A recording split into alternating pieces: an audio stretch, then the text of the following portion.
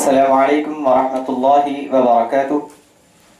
ناظرین، آپ کا استقبال ہے پروگرام اسلام سب کے لیے میں آپ کے میزبان حسام الدین خسرو کے ساتھ۔ آج ہم گفتگو کرنے جا رہے ہیں ہند الولی سلطان الاولیاء حضرت خواجہ معین الدین چشتی اجمیری رحمۃ اللہ تعالی علیہ کی حیات شخصیت پر۔ اس حوالے سے گفتگو کرنے کے لیے آج ہمارے اسٹوڈیو میں تشریف فرما ہے جناب مولانا حافظ محمد اویس صاحب قادری، معلم دارالعلوم دینیہ بارگاہ بندہ نواز، اور ہمارے دوسرے مہمان ہیں جناب مولانا حافظ سید عبدالسلیم صاحب، کامل جامعہ نظامیہ حیدرآباد۔ مولانا، میں آپ دونوں ہی حضرات کا تہ دل سے استقبال کرتا ہوں۔ شکریہ جزاک اللہ۔ ناظرین، آج کے پروگرام میں نعت شریف پیش کرنے کے لیے ہم نے مدعو کیا ہے عزیزاً شیخ شاہ ولی۔ جناب، میں آپ کا بھی استقبال کرتا ہوں۔ جزاک اللہ۔ اب آئیے ناظرین، نعت شریف پیش کرنے کے لیے میں عزیزاً جناب شیخ شاہ ولی سے التماس کرتا ہوں کہ وہ نعت شریف پیش فرمائیں۔ السلام علیکم ورحمۃ اللہ وبرکاتہ۔ وعلیکم السلام ورحمۃ اللہ وبرکاتہ۔ روک لیتی ہے آپ کی نسبت تیر جتنے بھی ہم پہ چلتے ہیں، روک لیتی ہے آپ کی نسبت تیر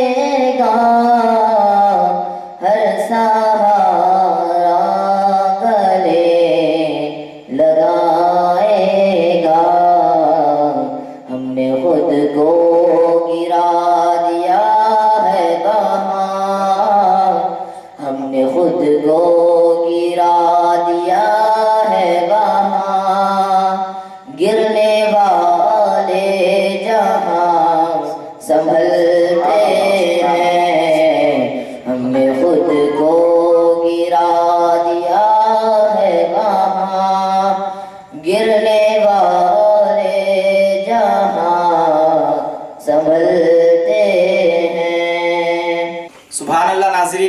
ابھی آپ عزیزم شیخ شاہ ولی سے کافی بہترین انداز میں نعت سرور کونین صلی اللہ تعالیٰ علیہ وسلم سماعت کر رہے تھے.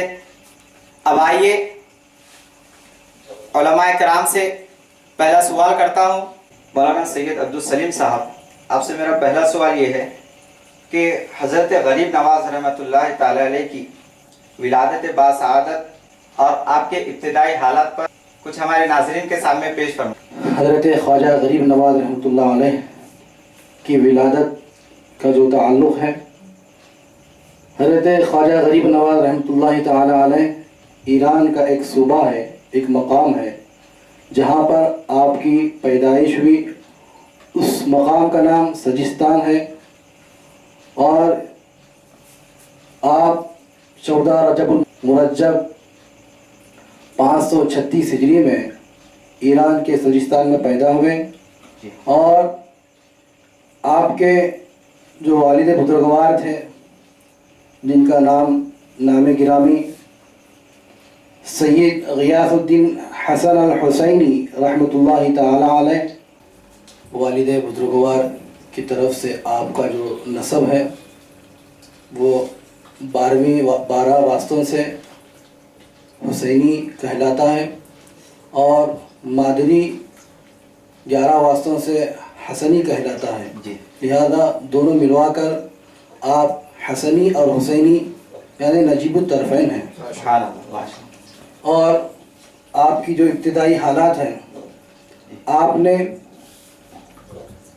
علوم ظاہری حاصل کرنے کے لیے جب آپ نے چاہا کہ علوم ظاہری کا علم حاصل کروں، لہذا جب آپ 15 سال یا اس سے کم کی عمر شریف تھی آپ کی، تو اچانک آپ کے والد بزرگوار کا انتقال وصال ہو گیا اور اس کے 2 سال عرصے کے بعد آپ کی والدہ ماجدہ کا بھی وصال ہو گیا.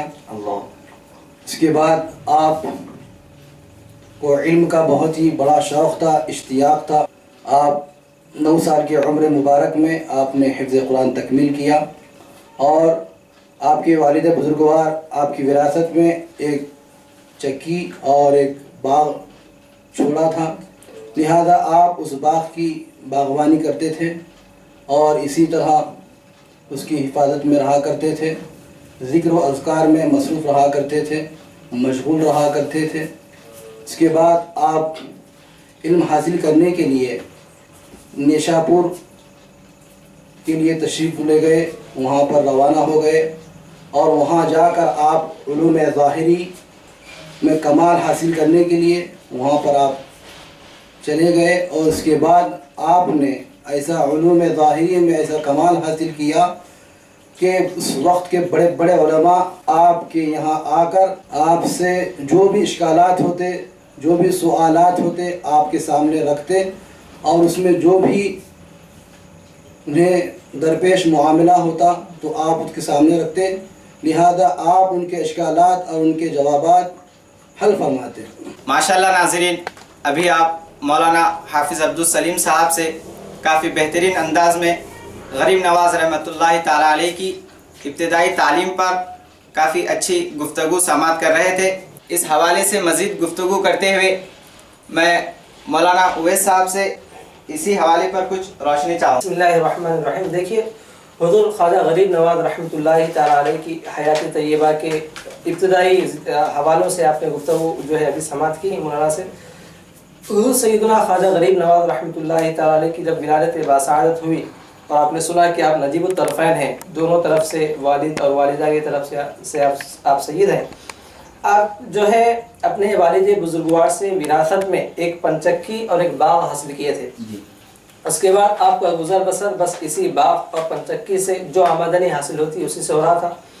اس دوران ہوا ہے کہ آپ اپنے باغ میں ایک مرتبہ تھے، تشریف فرما تھے. ایک بزرگ کی وہاں پر آمد ہوتی ہے. ایک بزرگ حضرت ابراہیم قندوزی رحمۃ اللہ تعالیٰ علیہ بہت ہی پائے کے بزرگ تھے. آپ وہاں تشریف لاتے ہیں تو حضرت خواجہ غریب نواز رحمۃ اللہ تعالیٰ علیہ بہت ہی فرط محبت کے ساتھ، عشق کے ساتھ ان کی ضیافت فرماتے ہیں. یہ ضیافت آپ کے دل میں اس طرح گھر کر جاتی ہے حضرت ابراہیم قندوزی رحمۃ اللہ تعالیٰ علیہ کے کہ آپ دیکھ لیتے ہیں کہ یہ بچہ کوئی معمولی بچہ نہیں ہے. جی اس بچے کے دل میں عشق الہی کا ایک نور نظر آ رہا ہے. عشق الہی کے علاوہ لذت اخروی کا بہت سا سامان نظر آ رہا ہے. تو بزرگ نے کافی مسرت کا خوشی کا اظہار کرتے ہوئے حضرت خواجہ معین الدین چشتی رحمۃ اللہ تعالیٰ علیہ کو ایک چیز اپنے منہ میں رکھ کر عطا فرمائی. جی اور آپ نے فرمایا کہ معین الدین اس کو چبا لو، اس کو کھا لو. جی تو جو ہی حضرت خواجہ غریب نواز رحمۃ اللہ تعالیٰ علیہ آپ کے منہ سے دیا ہوا وہ چیز آپ تناول کرتے ہیں تو دل میں عشق الہی کی آگ بھڑک اٹھتی ہے. جی آپ اللہ تعالیٰ کے عشق میں توحید کا نور، عشق الہی کا نور آپ کے دل میں گھر کر جاتا ہے. اس کے بعد آپ لذت دنیا کو چھوڑ کر یہاں تک کہ اپنا باغ اور اپنی پنچک کی ان سب کو فروخت کر کے اس سے جو آمدنی آ رہی تھی اس کو بھی راہ خدا میں آپ خرچ کر کے آپ جنگلات کی طرف نکل گئے، خراسان کی طرف اور بخارا کی طرف نکل گئے جو زمانے میں علوم و معارف کے مرکز سے سنٹر تھے. آپ وہاں پر علوم حاصل کرنے لگے. تو اس طرح آپ کی ابتدائی زندگی اور آپ کی تعلیم کا آغاز رہا. اور اس طرح حضور خواجہ غریب نواز رحمۃ اللہ تعالیٰ علیہ ابتدائی ایام میں دنیا سے کٹ کر علوم کے حصول کے لیے نکل گئے. ماشاءاللہ ناظرین، ابھی آپ مولانا حافظ محمد اویس صاحب سے کافی بہترین انداز میں حضور غریب نواز رحمۃ اللہ تعالیٰ علیہ کی ابتدائی تعلیم پر گفتگو سماعت کر رہے تھے. اب آئیے مولانا سے اور ایک سوال میرا یہ ہے کہ مولانا حضور غریب نواز رحمۃ اللہ تعالیٰ علیہ کی نوجوانی اور ولایت کا ظہور کس طرح ہوا؟ دیکھیے، والد بزرگوار کے وصال کے بعد آپ کی عمر شریف 15 برس تھی. تو یہ آپ کی نوجوانی کا مرحلہ تھا، یہ آپ کی نوجوانی کے ایام تھے. اس کے بعد جب بزرگ کی ایک نگاہ کرم ہوتی ہے اس کے بعد آپ کی دل کی دنیا بدل جاتی ہے. آپ خراسان اور بغداد جاتے، خراسان اور بخارا جاتے ہیں علوم حاصل کرنے کے لیے. تو آپ کی نوجوانی علوم کے حصول میں گزری، علم حاصل کرنے میں گزری. اور اس میں بہت سے فاقے بھی ہوئے، بہت سے آپ جو ہے اللہ کی خاطر، اللہ کی رضا کی خاطر غریبوں کی مدد میں اور ہمسایوں کی مدد میں آپ یہ اپنا زندگی کا یہ عرصہ گزارے. تو آپ کی نوجوانی جو ہے صرف علوم کے حصول میں گزری. اور ولایت کا ظہور تو اسی روز سے ہوا تھا جبکہ وہ بزرگ نے آپ پر توجہ ڈالی تھی اور آپ کی دل کی دنیا کو بدل دیا تھا حضرت ابراہیم قندوزی رحمۃ اللہ تعالیٰ علیہ نے. تو اس طرح آپ کی ولایت کا ظہور ہوتا ہے یہاں سے. اس کے بعد آپ جب علوم حاصل کیے تو اس دوران آپ بغداد کو بھی تشریف لائے. جی تو وہاں پر بھی آپ نے علوم کو حضرت سیدنا عبد القادر الجیلانی رضی اللہ تعالیٰ عنہ کی آپ نے زیارت کی. آپ اس وقت باحیات تھے اور آپ کی صحبت میں ایک روایت کے مطابق 57 دن رہے، 57 ایام تک غوث پاک کی صحبت میں رہے. غوث پاک نے آپ کو خوب دعاؤں سے آپ کو نوازا. اس طرح آپ کی جو نوجوانی رہی بالکل بڑے بڑے اولیاء کرام حضرت شیخ شہاب الدین سہروردی رحمۃ اللہ علیہ، حضرت پیر نجم الدین کبریٰ رحمۃ اللہ تعالیٰ علیہ، ان بڑے اکابر اولیاء کرام کی صحبت میں آپ اپنی نوجوانی گزارے ہیں. اور اس کے بعد آپ کو اپنے پیر کامل کی صحبت حاصل ہوئی حضرت شیخ عثمان ہرونی رحمۃ اللہ تعالیٰ علیہ. آپ ان کے پاس حاضر ہوئے اور آپ سے بیعت حاصل کیے. اس طرح آپ کی ولایت، نوجوانی اور بیعت کا سلسلہ رہا. سبحان اللہ. ناظرین، ابھی آپ مولانا اویس صاحب سے کافی اچھے انداز میں حضور غریب نواز رحمۃ اللہ تعالیٰ علیہ کی جوانی اور آپ کی ولایت کے ظہور پر کافی بہترین انداز سے گفتگو سماعت کر رہے تھے. اور مولانا نے یہ بھی بات بتائی کہ حضور غریب نواز رحمۃ اللہ تعالیٰ نے اپنی نوجوانی بڑے بڑے اولیاء کرام کی بارگاہ میں گزاری اور ان سے علوم کا سمندر اپنے سینے میں سما لیا. اب آئیے ناظرین ایک وقفے میں چلتے ہیں اور اس کے بعد ہمارا سوال رہے گا مولانا حافظ سید عبدالسلیم صاحب سے.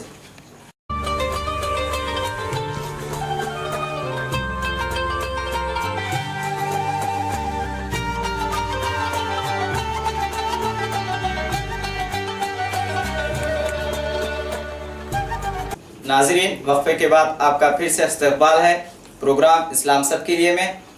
آئیے مولانا حافظ سید عبدالسلیم صاحب سے میرا دوسرا سوال یہ ہے کہ مولانا حضور غریب نواز رحمۃ اللہ تعالیٰ علیہ کو غریب نواز کیوں کہتے ہیں، اس کے کچھ وجوہات بیان فرمائیں. جی، خواجہ خواجہ سید خواجہ معین الدین چشتی رحمۃ اللہ تعالی علیہ جو آپ کو جو غریب نواز کہا جاتا ہے، جی یہ بچپن ہی سے آپ غریبوں کو نوازتے تھے. سبحان اللہ.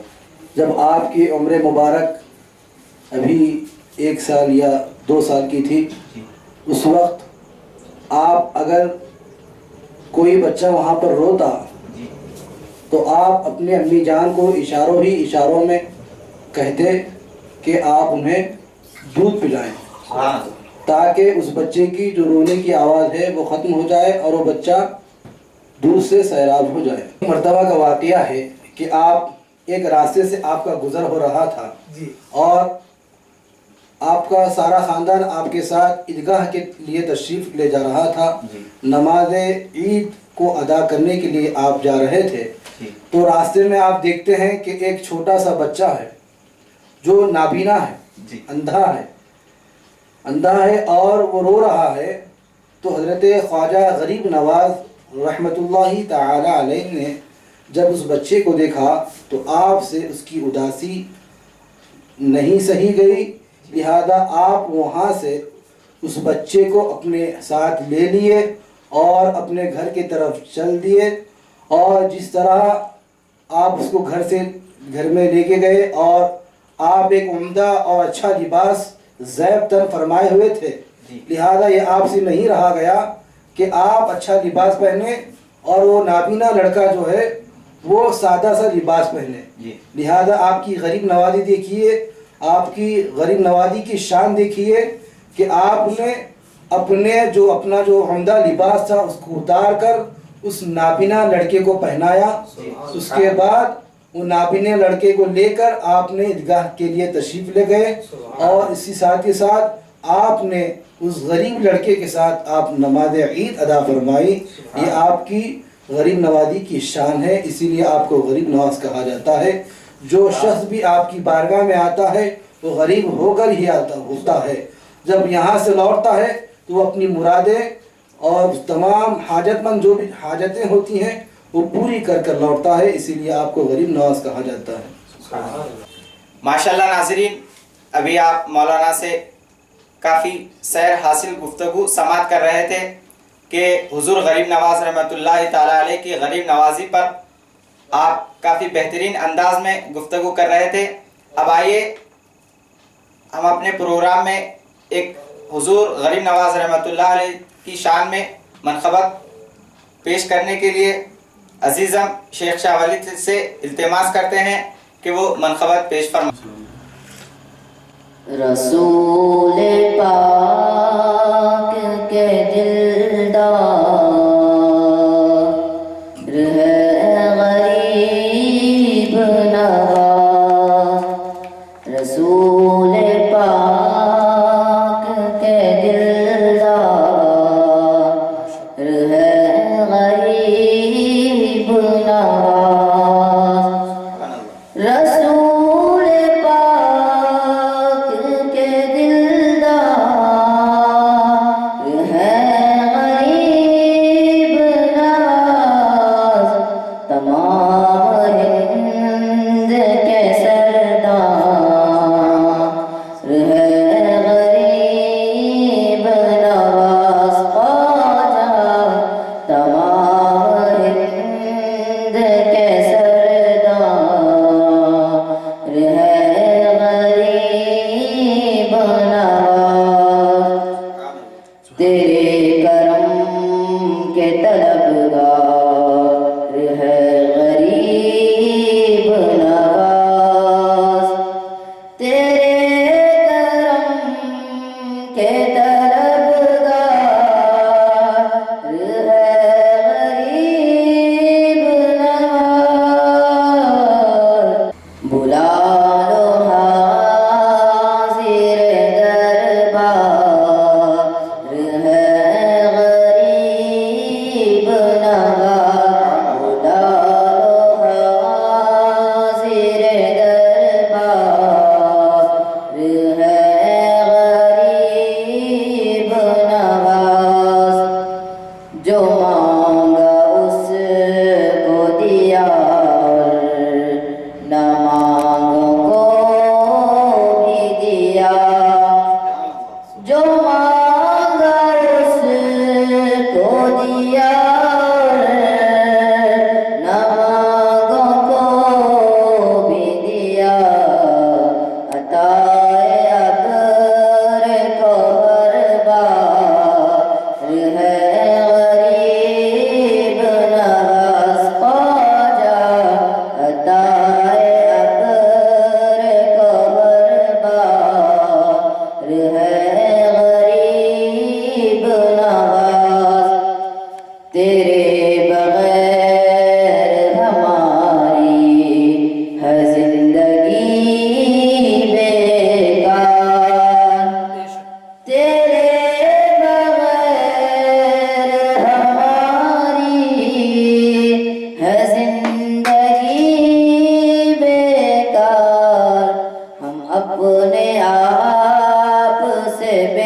کار ہے غریب نواز خواجہ ہم اپنے آپ سے بیکار ہے غریب نواز. سبحان اللہ. ناظرین اکرام، ابھی آپ عزیزم شیخ شاہ ولی سے بہترین انداز میں منقبت حضور غریب نواز رحمۃ اللہ تعالیٰ علیہ کی شان میں سماعت فرما رہے تھے. اب آئیے، میرا مولانا اویس صاحب سے سوال یہ ہے کہ مولانا غریب نواز رحمۃ اللہ تعالیٰ علیہ کی تصانیف کتنی ہیں اور ان میں ہمیں کیا تعلیم ملتی ہے؟ دیکھیے، حضرت خواجہ غریب نواز رحمۃ اللہ تعالیٰ علیہ کی تصنیفات کے حوالے سے جو بات ہمیں ہمارے سامنے آئی ہے تاریخ کے حوالے سے، عام طور پر 4 کتابوں کا ذکر ملتا ہے. ایک ہے انیس الارواح، گنج الاسرار اور حدیث المعارف، پھر دیوان معین. یہ 4 کتابوں کے تذکرے ہمیں ملتے ہیں.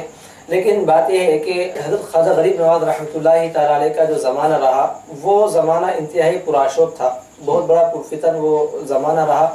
اس زمانے میں تاتاری لوگ انتہائی فتنہ مچا رہے تھے اور اسلام اور اہل اسلام کو جتنا نقصان ان سے ہوا شاید ہی کسی اور سے ہوا ہو. ان حضرات نے 23 لاکھ مسلمانوں کے خون سے دریائے دجلہ کا ایک کنارہ بالکل سرخ کر دیا تھا اور 3 دن مسلسل دریائے دجلہ کا ایک کنارہ 23 لاکھ مسلمانوں کے خون سے سرخ ہو کر بہتا رہا. دوسری جانب انہوں نے ایک نقصان یہ پہنچایا کہ جتنے بڑے بڑے ذخیرے تھے اسلام کے کتب کے حوالے سے، رسائل کے حوالے سے، تو انہوں نے ایک بڑا ذخیرہ اسلام کا، تعلیمات اسلامیہ کا آب کے پانی کے حوالے کیا اور بس اسلامی ذخائر کے مسودوں سے، کتابوں سے دریائے دجلہ کا ایک دوسرا کنارہ 3 دن تک سیاہ کالا ہو کر بہتا رہا. تو اب اندازہ لگائیے کتنی کتابیں، ہزاروں لاکھوں کی تعداد میں کتابیں اس پانی کی نظر ہوئی. تو ممکن ہے، یہ زیادہ ممکن ہے کہ حضور غریب نواز رحمۃ اللہ تعالیٰ علیہ کے کتب بھی اس تاتاری کے فتنوں کی وجہ سے ہمارے سامنے نہ آئی ہوں زیادہ. اس لیے کہ جب ہم آپ کی تعلیمات کو پڑھتے ہیں جو ہمارے سامنے ہیں، ان کی روشنی میں ہمیں یہ بات معلوم ہوتی ہے کہ آپ جو ہے جلیل القدر عالم گزرے ہیں. آپ جو ہے تصوف میں بڑا اثر رکھتے تھے، تصوف میں بڑی مہارت آپ کو تھی اور اس طرح ہمیں اندازہ ہوتا ہے کہ آپ جو ہے بہت ہی بڑے مصنف بھی ہیں. آپ کو معلوم ہونا چاہیے، ایک محقق نے، شیخ الاسلام ڈاکٹر علامہ طاہر القادری صاحب نے ایک تحقیق یہ بھی پیش کی کہ حضرت خواجہ غریب نواز رحمۃ اللہ تعالیٰ علیہ نے 3 سال تک مدینہ منورہ میں درس حدیث دیا ہے. تو اب اندازہ لگائیے، درس حدیث آج کا نہیں 900 سال پہلے درس حدیث ہو اور اس میں لوگ آ رہے ہوں تو آج جیسے لوگ نہیں آتے. اس زمانے کے لوگوں میں علمی مہارت بہت زیادہ ہوا کرتی تھی، دقائق پر، معارف پر ان کی نظر تھی. وہ حضور غریب نواز رحمۃ اللہ تعالیٰ کے پاس آ رہے ہیں، وہ بھی مدینہ منورہ کے افراد. تو اب اندازہ لگائیے کہ آپ کی علمی جلالت شان کا کیا مقام ہوگا. تو اس لحاظ سے ہم کہہ سکتے ہیں کہ آپ بڑے ہی مصنف گزرے ہیں، بہت ہی شاندار، اور علوم ظاہری و باطنی ہر دو میں اللہ تعالیٰ نے آپ کو بڑا کمال عطا فرمایا تھا. تو بظاہر 4 کتابیں ہمارے سامنے تو ہیں، لیکن ہم یہ سمجھتے ہیں کہ آپ کی بہت سی کتابیں ممکن ہے وہ تاتاری فتنے کے نظر ہو چکی ہوں. ماشاءاللہ. ناظرین، ابھی آپ مولانا سے کافی بہترین انداز میں غریب نواز رحمۃ اللہ تعالیٰ علیہ کی تصانیف پر سیر حاصل گفتگو سماعت کر رہے تھے. اب آئیے ناظرین اکرام، مولانا حافظ عبدالسلیم صاحب سے میرا سوال یہ ہے کہ حضور غریب نواز رحمۃ اللہ تعالیٰ علیہ کے معمولات پر کچھ گفتگو فرمائیں. جی، حضرت خواجہ غریب نواز رحمۃ اللہ تعالیٰ علیہ کے جو معمولات کی جب بات آتی ہے تو آپ کا یہ معمول ہوا کرتا تھا، آپ کا طریقہ کار ہوا کرتا تھا کہ آپ رمضان المبارک کا جب مہینہ آتا تو اس کے علاوہ اس کو چھوڑ کر آپ کا یہ معمول ہوا کرتا کہ آپ دن اور رات میں 2 قرآن پاک کی ختم کرتے. سبحان اللہ. اور جس طرح آپ قرآن کریم کو ختم کرتے تو اس طرف ایک آواز آتی کہ ہم نے آپ کے ابھی آپ نے جو قرآن کریم کی تلاوت کی ہے ہم نے اسے قبول کر لیا. سبحان اللہ. سامعین، ایک حدیث پاک میں فرماتے ہیں کہ ایک حدیث کے پاک کا طرف اشارہ کرتے فرماتے ہیں کہ دیکھو کلام اللہ کے کلام کو دیکھ کر پڑھو اور تلاوت کر کے پڑھو. دیکھ کر اور تلاوت کرنے سے 2 ثواب عطا کیے جاتے ہیں. وہ اس طرح سے ہوتا ہے کہ پہلے تو دیکھنے کا ثواب، دوسرا تلاوت کرنے کا ثواب عطا کیا جاتا ہے. تو سامعین، حضرت خواجہ غریب نواز رحمۃ اللہ تعالی علیہ کا معمول ہوا کرتا کہ آپ دن اور رات میں 2 قرآن پاک ختم کرتے. تو ہمیں بھی چاہیے کہ حضرت خواجہ غریب نواز رحمۃ اللہ علیہ کے اس طریقہ کار کو اپنا لیں اور اپنی روزمرہ زندگی میں اس کو اپنانے کی کوشش کریں. حتی الامکان کوشش کرنی چاہیے، اس لیے کہ بہت سے لوگ یہ بھی کہتے ہیں کہ ہمیں قرآن پاک پڑھنے نہیں آتا. تو یہاں پر آپ کو چاہیے کہ اگر پڑھنے نہیں آ رہا ہے تو آپ اسے حتی الامکان یہ کوشش کریں کہ سیکھنے کی کوشش کریں. اور اس کے باوجود لوگ کہتے ہیں کہ ہماری زبان پلٹتی نہیں ہے، ہماری زبان موٹی ہو چکی ہے. تو لہذا اب آپ کو چاہیے کہ آپ قرآن پاک کو صرف دیکھا کریں. روز کا اپنا معمول بنائیں کہ قرآن پاک کو کھولیں اور دیکھتے رہیں. اسی میں آپ کو ثواب بھی عطا کیا جائے گا. اور آپ کو جو تلاوت کرنے جو نہیں آ رہا ہے، آپ حتی الامکان کوشش کریں کہ آپ اس کو زیادہ سے زیادہ لوگوں کے پاس، علماء کے پاس جا کر قرآن پاک کو تلاوت حاصل کرنے کی کوشش کریں. اسی طرح اگر ہم دیکھ کر اور قرآن کو تلاوت کر کے اگر پڑھیں گے تو 2 ثواب عطا کیا جائے گا. ایک تو تلاوت کرنے کا، دوسرا دیکھ کر پڑھنے کا. تو معلوم ہوا کہ قرآن پاک کے ہر لفظ کے لیے 10 نیکیاں ملتی ہیں. تو سامعین، نیکیوں کے ساتھ ساتھ 10 برائیاں بھی مٹا دی جاتی ہیں. تو یہ خواجہ غریب نواز رحمۃ اللہ تعالی علیہ کا معمول ہوا کرتا. ہمیں بھی چاہیے کہ آپ کے اس معمول کو اپنی روزمرہ زندگی میں اپنانے کی کوشش کریں. ماشاءاللہ ناظرین، ابھی آپ مولانا سے کافی اچھے انداز میں حضور غریب نواز رحمۃ اللہ تعالی علیہ کے معمولات پر سیر حاصل گفتگو سماعت کر رہے تھے. اب آئیے ناظرین اکرام، حضور غریب نواز رحمۃ اللہ تعالی علیہ کی تعلیمات جو امت کے لیے رہبری کا ذریعہ ہے، اس سے ہمیں کیا فائدہ ہے اور ہمیں اپنی اصلاح کس طرح کرنا ہے. آئیے میں مولانا سے سوال یہ کروں گا کہ حضور غریب نواز رحمۃ اللہ تعالی علیہ کی کچھ تعلیمات ہم ناظرین اور سامعین کے سامنے گوشے گزار کریں. دیکھیے، حضور خواجہ غریب نواز رحمۃ اللہ تعالی علیہ کی تعلیمات کے حوالے سے اگر ہم گفتگو کریں تو آپ کی پوری حیات طیبہ ہمارے لیے ایک بہت بڑی تعلیم ہے. وہ یہ کہ آپ نے اپنی حیات طیبہ میں کس طرح عفو درگزری کا معاملہ کیا، کس طرح آپ تکالیف خود سہ کر دوسروں کے لیے رحمت کا ذریعہ ثابت ہوئے، اور کس طرح آپ نے لوگوں کے لیے رہبری کا جو ہے سامان مہیا فرمایا. آپ کی تعلیمات میں چند جو آتے ہیں بہت ہی مشہور آپ کی تعلیمات ہیں اور بہت ہی کارگر. یوں تو آپ کی ہر تعلیم ایک جو ہے سنہرے الفاظ میں لکھے جانے کے قابل ہے. آپ فرماتے ہیں کہ آدمی میں جب تک 3 خصلتیں پائی نہ جائیں وہ اونچے مقام کو نہیں پہنچ پاتا. پہلے کیا ہے؟ دریا جیسی سخاوت. دریا جیسی سخاوت ہونی چاہیے. پھر آفتاب جیسی شفقت. سورج جب طلوع ہوتا ہے تو یہ دیکھ کر طلوع نہیں ہوتا کہ میں کس پر طلوع ہو رہا ہوں. امیر غریب چھوٹا بڑا مسلم غیر مسلم سب پر طلوع ہوتا ہے، جو اس کی شفقت ہے.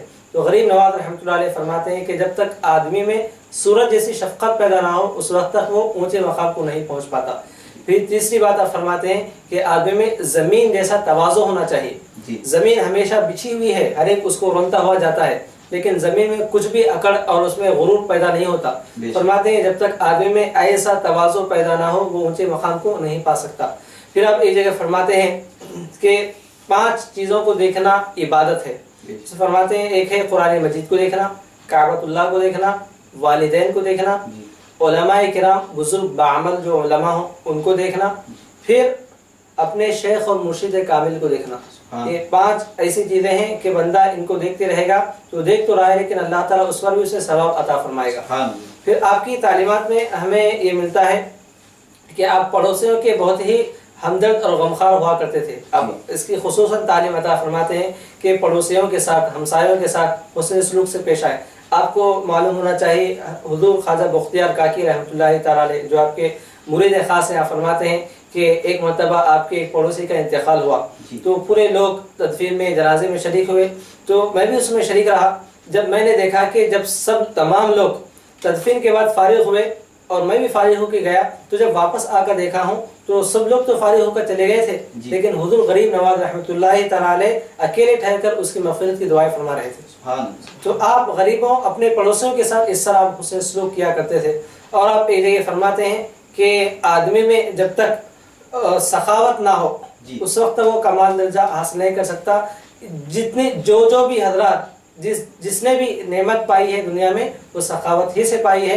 تو یوں سمجھے کہ جتنے بھی اخلاق اور کردار کی تعلیمات تھیں حضور غریب نواز رحمۃ اللہ تعالیٰ نے امت کو عطا فرمائی ہیں۔ اگر ہم آپ کی ان تعلیمات پر عمل کریں گے، ایک جگہ فرماتے ہیں خاص بات، جو لوگ شریعت پر عمل کرتے ہیں ان میں بھی دل میں کسی قسم کا غرور پیدا نہ ہو کہ ہم تو عمل کر رہے ہیں، ہم شریعت پر عمل کر رہے ہیں، ہم بہت بڑے متقی اور پرہیزگار ہیں۔ تو آپ فرماتے ہیں ایک محب کو یعنی چاہنے والے کو، عاشق کو ایسا رہنا چاہیے کہ ہر وقت باعمل رہے، پھر دل میں خوف پیدا ہو کہ کب مجھے محبوب کے دربار سے باہر نکالا جائے گا۔ تو یہ خوف بھی ہونا چاہیے اور عمل بھی ہونا چاہیے۔ جب خوف اور عمل اور خوف اور امید جمع ہو جاتے ہیں تب بندہ ایمان کے اعلیٰ درجے کو پہنچ جاتا ہے۔ اس طرح سے حضور خواجہ غریب نواز رحمۃ اللہ تعالیٰ نے ہمیں اور پوری انسانیت کو یہ پیغام و نصیحت عطا فرمایا۔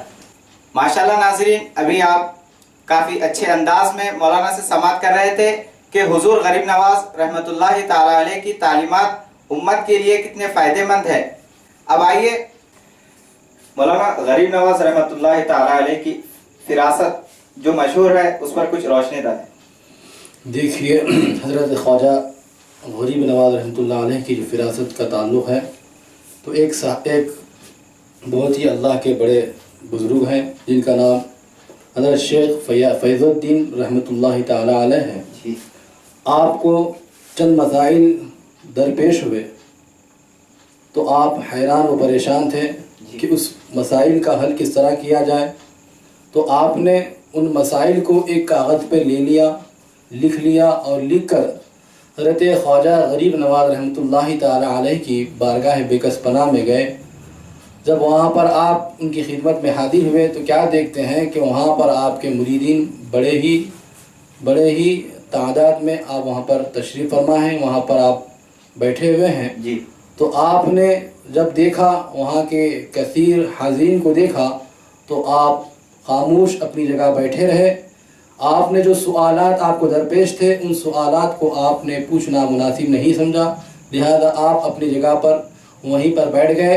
اس کے بعد جیسا ہی مجلس ختم ہو گئی تو حضرت خواجہ غریب نواز رحمۃ اللہ تعالی علیہ حضرت شیخ فیض الدین بلخی رحمۃ اللہ علیہ کو بلوایا اور کہا کہ دیکھو تمہیں کچھ سوالات کے جوابات درپیش تھے، لہذا یہ کاغذ رکھا ہوا ہے آپ اس کو لے لو۔ تو جب حضرت شیخ فیض الدین رحمۃ اللہ تعالی علیہ نے اس کاغذ کو لیا تو آپ کیا دیکھتے ہیں کہ آپ کو جن مسائل کے جواب جو مطلوب تھے تو آپ کیا دیکھتے ہیں کہ پورے کے پورے جوابات اس کاغذ میں موجود ہیں۔ پورے کے پورے جوابات جو بھی آپ کو مطلوب تھے اس میں تمام جوابات موجود ہیں۔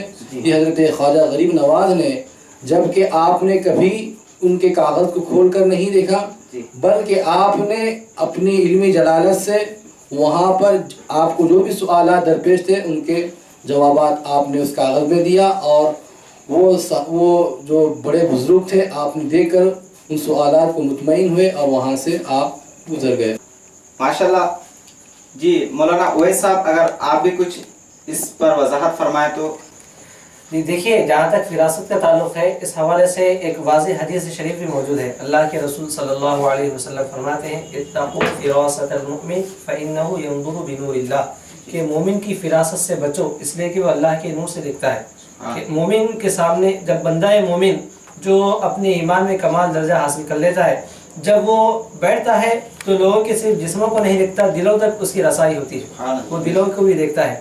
تو ایسا ہی معاملہ حضور غریب نواز رحمۃ اللہ تعالی علیہ کا تھا۔ ابھی آپ نے سماعت کیا کہ آپ نے کیسے جوابات عطا فرمائے، مرحمت کیے۔ ایک آپ کا اور ایک مشہور واقعہ اس حوالے سے ہے کہ ایک شخص جب آپ کی شہرت کو، آپ کی عزت کو دیکھا کہ پورے اجمیر شریف میں آپ کا ڈنکا بج رہا ہے اور لوگ آپ کے بیعت، آپ کے دست اقدس پر اسلام قبول کر رہے ہیں، تو اس نے سوچا کہ کیوں نہ جا کر ان کا صفایا کر دوں۔ जी हुज़ूर गरीब नवाज रहमतुल्लाह अलैह को मारने के लिए वो एक हथियार लेकर हाजिर हुआ, छुपाकर आस्तीन में छुपाकर हथियार वो आपकी खिदमत में हाजिर हुआ। और जो ही गरीब नवाज रहमतुल्लाह तआला अलैह के चेहरे को देखता है तो उसमें एक कपकपी तारी हो जाती है, वो कांपने लगता है और आकर आपकी बारगाह में बैठ जाता है। हुज़ूर गरीब नवाज रहमतुल्लाह तआला अलैह जो ही उस पर, तो आप इरशाद फरमाते हैं कि क्या बात है, तुम जिस नियत से यहाँ हाजिर हुए थे अपना मुद्दा तो पूरा कर लो जी, अपना काम पूरा क्यों नहीं करते जी। तो वो बिल्कुल हैरान होकर आपके कदमों में गिरकर माफ़ी मांगता है कि हुजूर वाकई में आपको मारने की नीयत से आया था, लेकिन आपका चेहरा देखकर अल्लाह ताला ने मेरे दिल की कैफियत को बदल दिया है, मेरा दिल बदल गया है। तो ये इस तरह अल्लाह वालों की कैफियत हुआ करती थी कि वो सिर्फ चेहरों को नहीं देखा करते बल्कि दिलों को देखा करते। इसीलिए कहावत मशहूर है कि जब उलमा की महफिल में बैठो तो जुबान पर लगाम रखो, जुबान को संभालो, और जब औलिया की सोबत में बैठो तो दिलों पर लगाम रखा और दिलों को संभाल कर बैठो, इसलिए कि उनकी नज़र रास दिलों पर भी हुआ करती है। तो इस तरह गरीब नवाज रहमतुल्लाह तआला अलैह की फिरासत और आपकी नज़र का मामला था। माशाल्लाह नाज़रीन, मौलाना ने भी काफ़ी अच्छी बात कही कि फिरासत हुजूर गरीब नवाज रहमतुल्लाह तआला अलैह की किस तरह थी। अब आइए इस प्रोग्राम का आखिरी सवाल मैं मौलाना उवैस साहब से करूँगा कि मौलाना हुजूर गरीब नवाज रहमतुल्लाह तआला अलैह के विसाल मुबारक पर कुछ रोशनी डालें।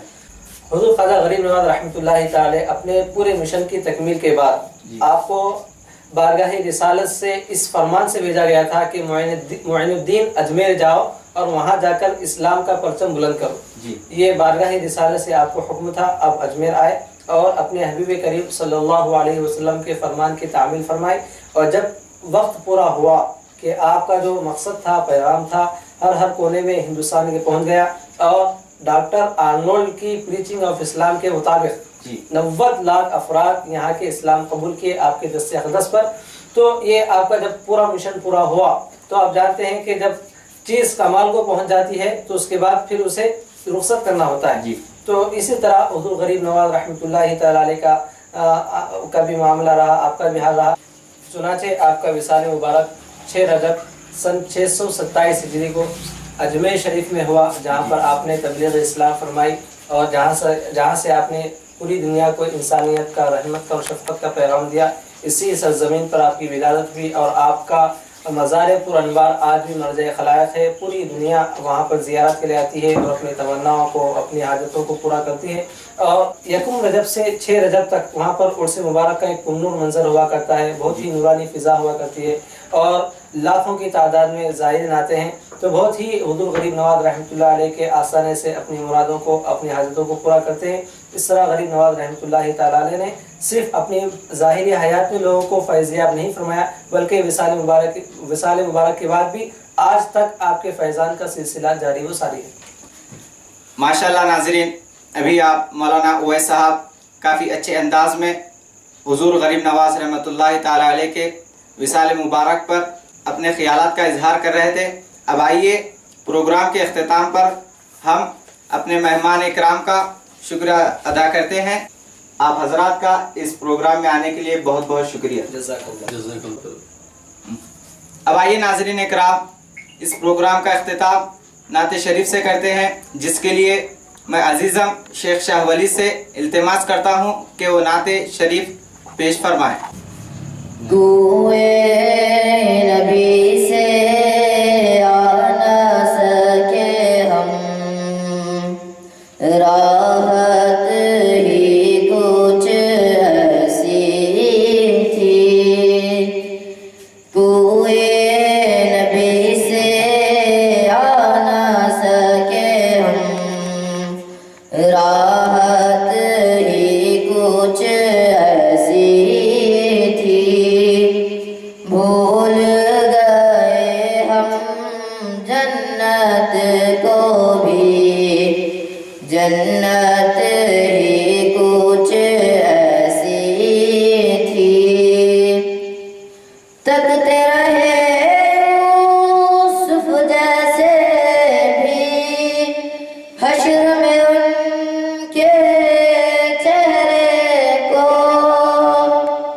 तकते रहे यूसुफ जैसे भी, हश्र में उनके चेहरे